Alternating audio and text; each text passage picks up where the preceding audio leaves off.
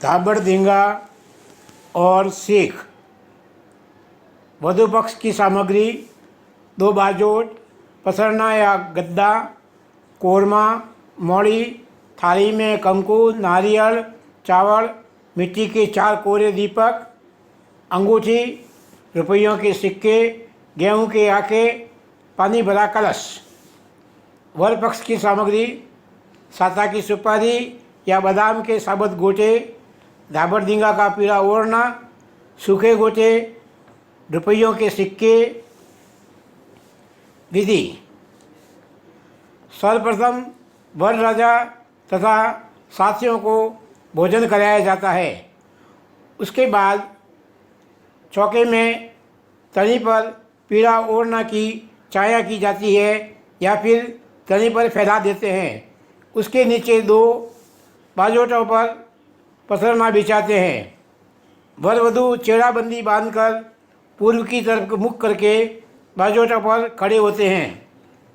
वर राजा अपने सालों को तिलक करके 100 रुपये देते हैं और बहन तिलक पर चावल चढ़ाती है। फिर वर वधू अपने दोनों हाथों के धोबे में सुपारी तथा सिक्के भरकर 4 बार अपने पीछे की तरफ आकाश में उछालते हैं, जिसे मांडा बरसाना कहते हैं। मांडा बरसाने के बाद जमाई अपनी सासू का पल्ला पकड़ता है और सासू जमाई को अंगूठी पहनाती है। उसके बाद साला अपने बहनोई की पीठ पर थापा लगाता है। उसके बाद नवकार गिनकर कोरमा से भरे मोड़ी बांधे हुए दीपक की दोनों जोड़ियों पर अपना अपना दायां पांव रखकर पाठ से नीचे उतरते हैं। फिर चेहराबंदी छुड़ाकर वधू अपने परिवार वालों के गले मिलती है, बड़े बुजुर्गों के पांव छूकर सर पर हाथ फिरवाती है, आशीर्वाद लेती है। फिर अपने कुल देवताओं को नमन करती है। उसके बाद चेहराबंदी बांधकर वर वधू को विदाई दी जाती है। घर से बाहर निकलते समय दोनों जने अपना अपना दायां पांव बाहर रखकर आगे बढ़ते हैं। सामने से कुंवारी कन्या सिर पर पानी से भरा कलश रखकर शगुन देने के लिए आती है, जिसे वर वधू प्रणाम करके शगुन के रुपए देकर गाजते बाजते गांव के फड़े तक जाते हैं।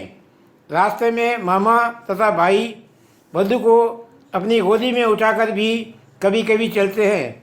ये एक वात्सल्य भरी अभिव्यक्ति है जो सबके लिए जरूरी नहीं है। गांव के फड़े पहुंचकर चेहराबंदी छोड़कर वर राजा वधू पक्ष के बड़े बुजुर्गों के चरण स्पर्श करते हैं और आशीर्वाद देते हैं। वधू पक्ष वाले जुआरी के रुपए देते हैं।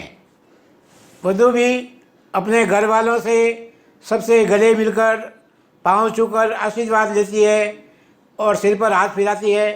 उसके बाद वर वधू चेहराबंदी बांधकर गाड़ी के आगे दायां टायर के आगे गोटा रखकर प्रणाम करते हैं और आकर गाड़ी में बैठते हैं।